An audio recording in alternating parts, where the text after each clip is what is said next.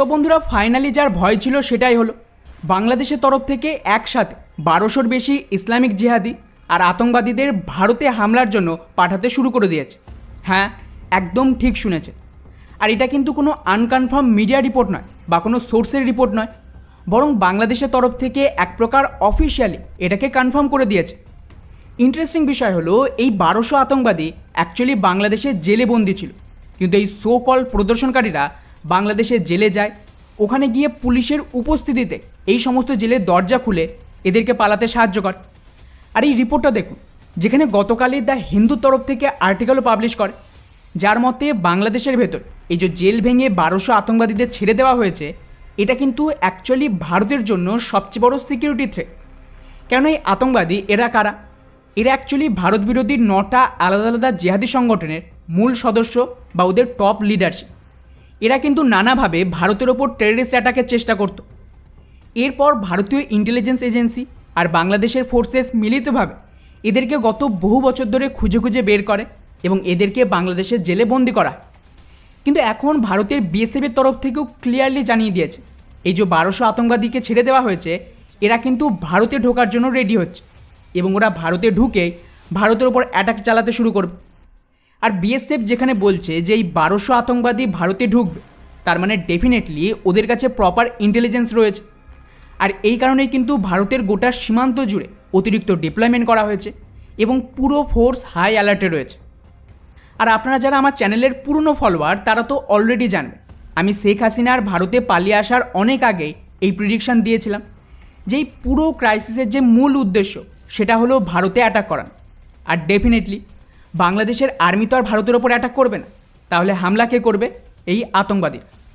বাংলাদেশের মিডিয়ার এই রিপোর্টটা দেখুন, যেখানে ওরা কিন্তু নিজেরাই বলছে যে গোটা বাংলাদেশ জুড়ে বারবার জেল ভাঙার চেষ্টা চলছে আর এটা খুবই প্ল্যানিংয়ের সাথে হয়েছে।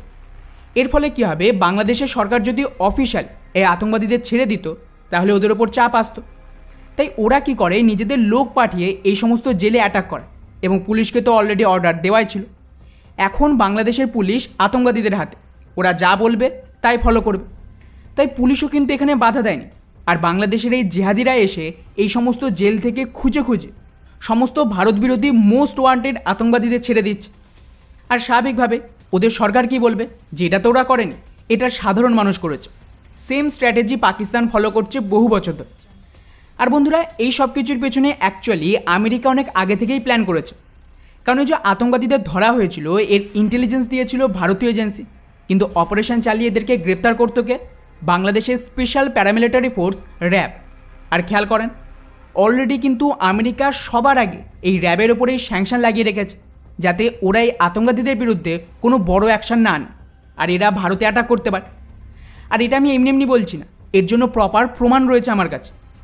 আমেরিকার মিডিয়া ওয়াশিংটন পোস্ট, যেটা ডিপ স্টেটের মুখপাত্র এবং অ্যান্টি ভারত একটা মিডিয়া, ওরা পর্যন্ত এই ধরনের আর্টিকেল পাবলিশ করেছে যে ভারত সরকার আমেরিকার ওপর চাপ দিচ্ছিল যাতে ওরা শেখ হাসিনার বিরুদ্ধে এই কনস্পিরেসি না করে।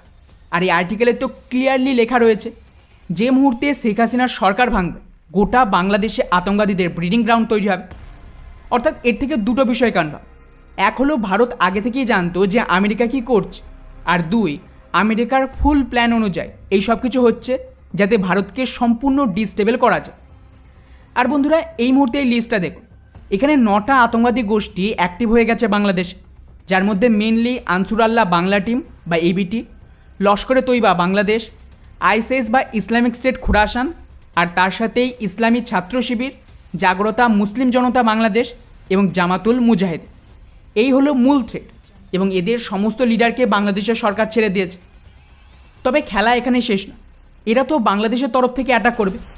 ওদিকে গতকালে আমাদের এই যে টপ 5 আপডেট সিরিজ রয়েছে, সেখানে আমি আপনাদের একটা আপডেট দিয়েছিলাম যে আমাদের আসাম রাজ্যে মোটামুটি 24 জায়গায় বম ব্লাস্টের চেষ্টা চলছিল, কিন্তু ঠিক শেষ মুহূর্তে রাজ্য সরকার আর সেন্ট্রাল ফোর্স মিলিতভাবে এই হামলা ঠেকিয়ে দেয় এবং এখন ধীরে ধীরে এই সমস্ত বমকে ডিফিউজ করা হচ্ছে। আর এই সমস্ত হামলার মাস্টারমাইন্ড কে ছিল? ওখানকার লোকাল ইনসার্জেন্সি গ্রুপ উলফা। আর এই উলফাকে দাঁড় করানোর জন্য হাতিয়ার এসেছিল বাংলাদেশ থেকে বহু বছর আগে এবং বাংলাদেশ থেকে এদের সাপোর্ট আসত। গত কিছু বছরে এরা প্রায় খতম হয়ে গেছিল, কারণ বাংলাদেশ থেকে কোনো সাপোর্ট পাচ্ছিল না, হাতিয়ার আসছিল না, আর ফান্ডিংয়ের রাস্তাও ভারত বন্ধ করে দিয়েছে। কিন্তু ঠিক যে মুহূর্তে বাংলাদেশের সরকার পাল্টালো, আতঙ্কবাদীদের ছেড়ে দেওয়া হলো, অমনি খেয়াল করেন এই আতঙ্কবাদী গোষ্ঠী গোটা আসাম রাজ্যে 24টা জায়গায় বম প্ল্যান করে সিরিয়াল বম ব্লাস্টের চেষ্টা করে। মানে জাস্ট কল্পনা করুন, যদি সত্যি এটা ভারত ঠেকাতে না পারত তাহলে কম করেও কয়েক হাজারের বেশি মানুষ মারা যেত। আর বন্ধুরা, এখন আপনারা যা দেখছেন এটা তো সবে ট্রেলার, অ্যাকচুয়াল হামলা তো শুরুই হয়নি। এই রিপোর্টটা দেখুন, যেটা গত বছর। এখানে আল কায়দার যে মেন লিডার, যে ভারতে হামলার জন্য দায়ী ছিল, তাকেও কিন্তু বাংলাদেশে আটক করা হয় ভারতের সাহায্যে। তো এই সমস্ত আতঙ্কবাদীদের এবং ওদের যে স্লিপার সেলস ছিল তাদেরকে বাংলাদেশ ছেড়ে দিয়েছে। আর এদের পুরো গ্রাউন্ডে কিন্তু নিজেদের ফোর্স রয়েছে, স্লিপার সেলস রয়েছে, তারা পুনরায় অ্যাক্টিভ হয়ে গেছে। মানে আপনি কল্পনা করতে পারছেন যে বাংলার নর্থ ইস্টকে এরা কিন্তু কাশ্মীর বানিয়ে ফেলার জন্য যথেষ্ট। কাশ্মীরে কয়েক লাখ ভারতীয় ফোর্সেস রয়েছে, তা সত্ত্বেও তো অ্যাটাক হচ্ছে। সেক্ষেত্রে আমাদের রাজ্যের কী হবে? এবার এখানে প্রশ্ন আসছে যে ভারত কী করতে পারে। তো বন্ধুরা, এখানে দুটো রাস্তা।